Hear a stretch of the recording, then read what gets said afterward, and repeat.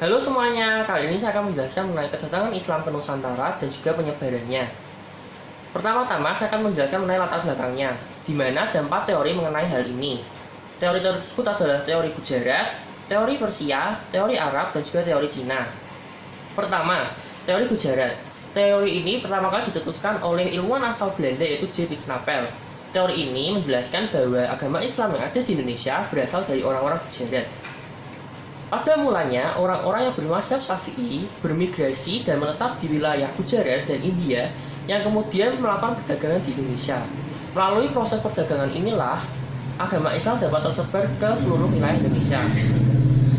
Pendapat dari J. Snapel ini didukung oleh beberapa ahli lainnya, seperti Christian Snow dan Stockbim. Dan selain itu, Christian Snow juga menyatakan bahwa agama Islam terlebih dahulu berasal dari orang-orang Gujarat yang kemudian dibawa oleh orang-orang Arab yang bermazhab Syiah. Selain itu, Mokwite juga sependapat dengan yang dikatakan oleh J. Snapel bahwa agama Islam berasal dari orang-orang Gujarat. Walaupun demikian, ada juga beberapa ahli yang menyanggah pendapat ini berdasarkan bukti sejarah yang disahih seperti dari berita Arab, Persia, Turki, dan juga Indonesia itu sendiri memperkuat keterangan bahwa agama Islam yang ada di Indonesia bukan berasal dari Gujarat. Selain itu, menurut historiografi lokal seperti hikayat Raja-Raja Pasai dan sejarah Melayu memperkuat bahwa agama Islam berasal dari Arab. Diduga kuat juga bahwa pada abad ke-7 sampai abad ke-8 agama Hindu masih berpengaruh kuat terhadap orang-orang Gujarat, sehingga tidak mungkin orang-orang Gujarat menyebarkan agama Islam ke Indonesia. Akan tetapi, selain banyak sanggahan, teori ini juga memiliki bukti, seperti ditemukannya kemiripan pada batu nisan Maulana Malik Ibrahim dengan batu nisan yang ada di Cambay, Gujarat. Teori kedua, yaitu teori Persia. Teori ini dipelopori oleh ilmuwan asal Indonesia, yaitu Husain Jayadiningrat. Teori ini lebih berfokus pada bidang sosio-kultural. Dan teori ini menyatakan bahwa agama Islam yang ada di Indonesia berasal dari orang-orang Persia. Ada 4 bukti yang menguatkan pendapat dari Husain Jayadiningrat ini. Yang pertama adalah tradisi tabut yang ada di beberapa wilayah Indonesia, seperti di Bengkulu yang dikenal dengan tabot dan di Sumatera Barat yang dikenal dengan tabuik. Tradisi ini memiliki kesamaan dengan tradisi yang ada di Persia, sehingga tradisi ini diadakan untuk memperingati wafatnya dari Husain Ali. Kedua adalah penemuan kesamaan pada seni kaligrafi makam-makam raja di Indonesia dan juga makam-makam yang ada di Persia. Ketiga adalah penggunaan gelar nama Syekh pada nama raja-raja. Dan keempat adalah adanya kesamaan ajaran Sufi Syekh Siti Jenar dengan ajaran Sufi Al-Halaj yang ada di Persia. Walaupun demikian, ajaran ini juga mendapat banyak sanggahan, seperti dari Buya Hamka. Ketiga adalah teori Arab atau Mesir. Teori ini sering juga disebut dengan teori Mekah, yang diungkapkan oleh Anthony H. Jones, bahwa agama Islam yang ada di Indonesia dibawa oleh orang-orang yang berasal dari Arab. Anthony H. Jones beranggapan bahwa ada suatu kelompok Muslim yang disebut dengan Bandar Khalifah yang menetap di Sumatera. Beberapa orang Islam dari kelompok ini menikah dengan orang-orang asli Indonesia, sehingga menyebabkan agama Islam tersebar.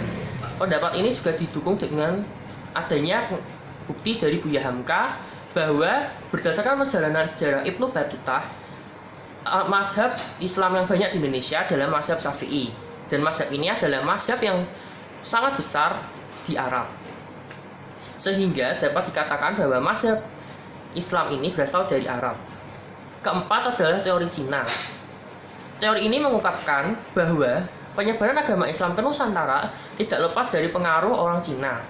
Dibuktikan dengan kedatangan Laksamana Cheng Ho ke Indonesia yang membangun kelenteng Sampokong.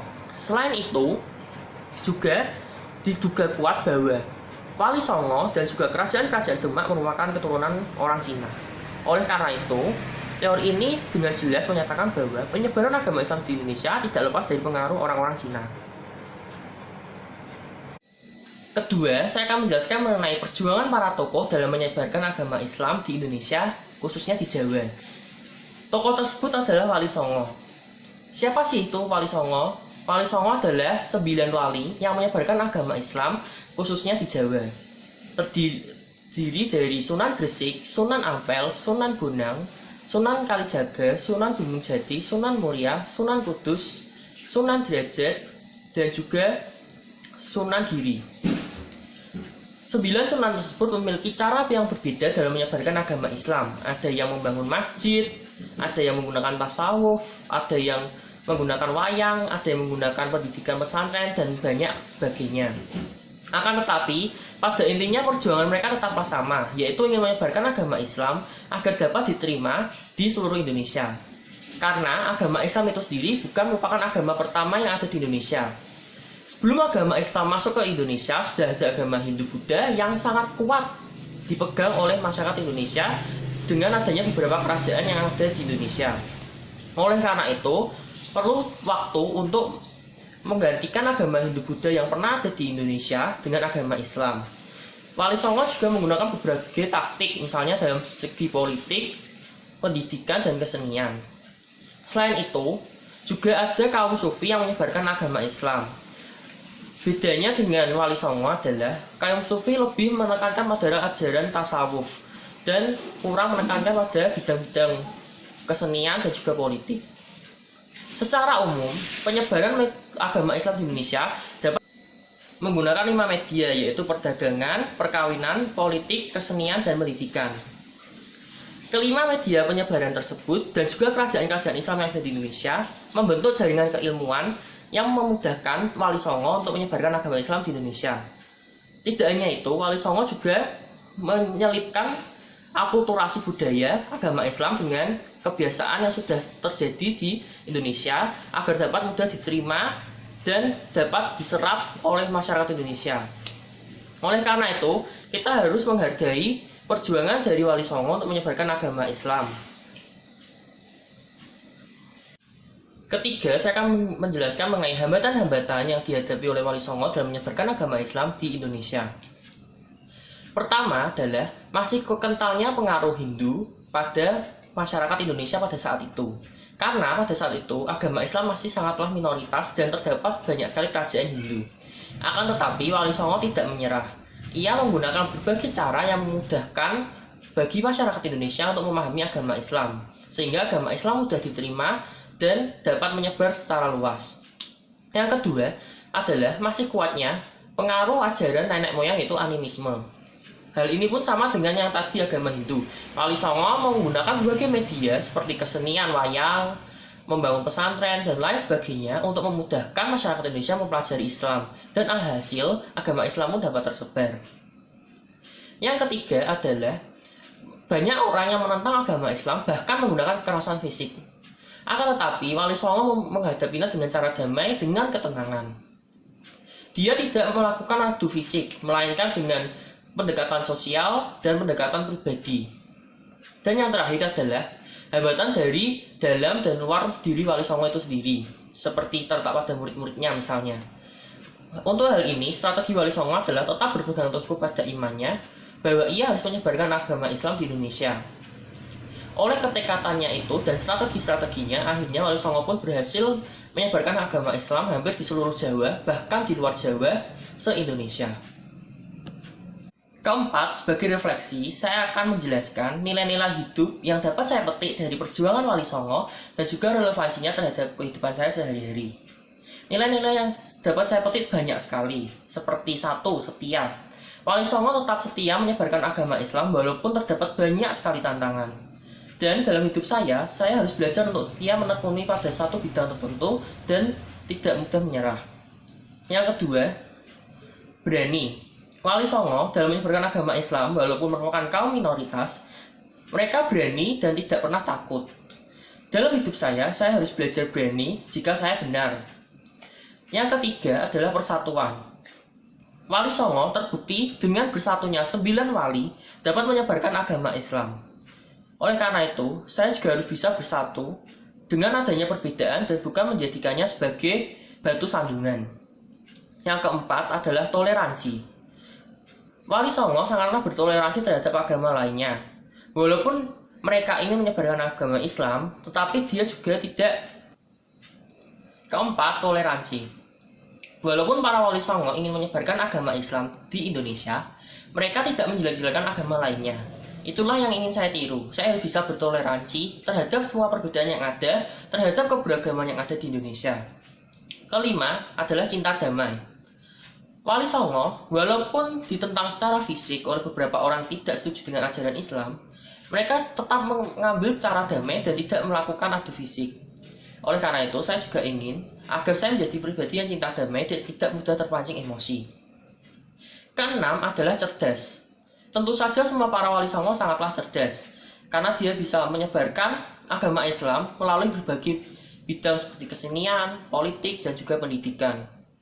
Saya juga akan menjadi pribadi yang cerdas, bukan hanya dalam pikiran, tetapi juga dalam tindakan. Selanjutnya adalah jujur. Para Wali Songo sangatlah jujur. Mereka berpegang teguh pada iman mereka dan tetap percaya bahwa mereka harus menyebarkan agama Islam. Sebagai anak kelas Loyola, saya haruslah jujur, karena hal itu sangat ditekankan. Seterusnya adalah religius. Wali Songo tetap mempertahankan imannya menghadapi berbagai masalahan yang ada. Saya akan terus mempertahankan iman saya juga, walaupun banyak masalah yang datang. Apalagi di saat ini ada pandemi yang sedang menyerang kita. Dan yang terakhir adalah sabar. Para Wali Songo dalam menyebarkan agama Islam sangatlah sabar, walaupun sering dicemooh dan juga tidak diterima. Mereka tetap sabar menjalani itu semua. Oleh karena itu, saya juga akan sabar dalam menjalani segala permasalahan hidup dan tidak akan pernah putus asa dan selalu mencari jalan keluar yang terbaik. Kesimpulan, ada 4 teori mengenai kedatangan Islam ke Nusantara, yaitu teori Gujarat, teori Persia, teori Arab, dan juga teori Cina. Semua teori itu bukan mengada-ngada, melainkan harus saling mendukung dan bukan malah menjatuhkan. Agama Islam terus berkembang dan terus menyebar. Penyebaran ini khususnya dilakukan oleh para Wali Songo dan kaum Sufi. Dalam menyebarkan agama Islam, Wali Songo menggunakan berbagai media. Secara umum, media penyebaran ada 5, yaitu perdagangan, perkawinan, politik, kesenian, dan pendidikan. Dalam penyebarannya tidaklah mudah, karena Wali Songo harus menghadapi berbagai hambatan. Akan tetapi, karena strategi-strategi handal yang mereka miliki, mereka dapat mengatasi hambatan-hambatan tersebut. Strategi-strategi handal itu dapat kita petik menjadi nilai hidup. Oleh karena itu, saya mengajak kita semua agar dapat selalu menerapkan nilai-nilai kehidupan yang dapat kita ambil dari Wali Songo dalam kehidupan kita sehari-hari, agar kita semakin bersatu dan menjadi pribadi yang lebih baik lagi. Demikianlah penjelasan dari saya. Semoga bermanfaat bagi kita semua. Terima kasih.